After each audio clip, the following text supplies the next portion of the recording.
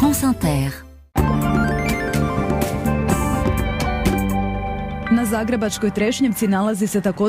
Et c'est d'abord en Croatie que nous sommes, Kevin, où une boîte fait beaucoup réagir. Une boîte à bébés installée à Zagreb par une association conservatrice proche de l'église catholique. Il s'agit en fait d'une sorte de boîte encastrée dans un mur où les femmes qui ne souhaiteraient pas garder leur nouveau-né peuvent le déposer. Un espace chauffé, muni d'un petit lit. Si la porte est ouverte, les membres de l'association reçoivent une alerte sur leur téléphone. Les militantes pour les droits des femmes y voient une initiative clairement anti-avortement dans un pays où beaucoup de médecins invoquent la clause de conscience pour ne pas pratiquer l'IVG.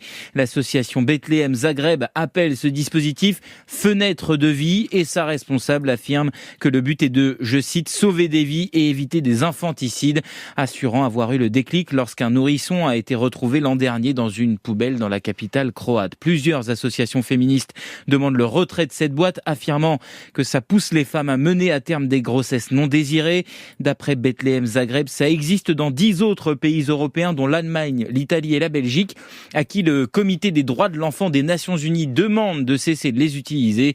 Le gouvernement croate, dirigé par les conservateurs, a lancé une inspection.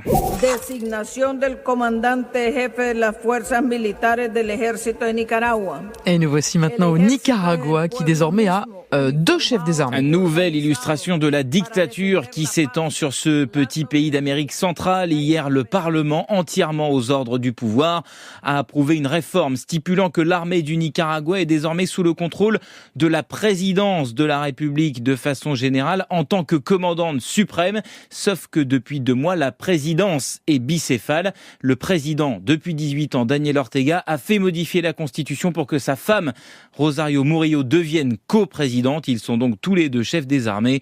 Le couple a désormais absolument tous les pouvoirs, réduisant à néant toute opposition. Depuis les grandes manifestations de 2018, plus de 300 opposants ont été tués au Nicaragua d'après l'ONU. Et puis nous sommes en Allemagne avec une nouvelle star du foot assez inattendue. Ah oui, parce que dimanche soir, lors de la qualification de l'Allemagne en Ligue des Nations face à l'Italie, il n'était pas sur le terrain. Enfin, pas vraiment, puisqu'on parle ici de Noël Urbaniak, 15 ans et ramasseur de balles. On est à la 35e minute du match. Le gardien italien Donnarumma fait un arrêt de grande classe. Le ballon sort donc en corner. Corner joué très vite par Kimmich pour Musiala qui marque dans le dos de Donnarumma, occupé en fait à discuter à ce moment-là avec l'arbitre. Et si les Allemands ont pu jouer aussi vite ce corner, c'est parce que notre ami ramasseur de balles a donné très vite le ballon à Joshua Kimmich. Détail ô combien important quand on sait que l'Allemagne s'est qualifiée pour un but. Résultat, Noël est devenu l'homme du match dans son pays.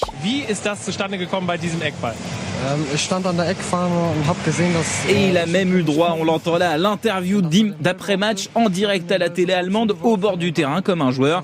À l'issue du match, Kimmich lui a dédicacé un ballon.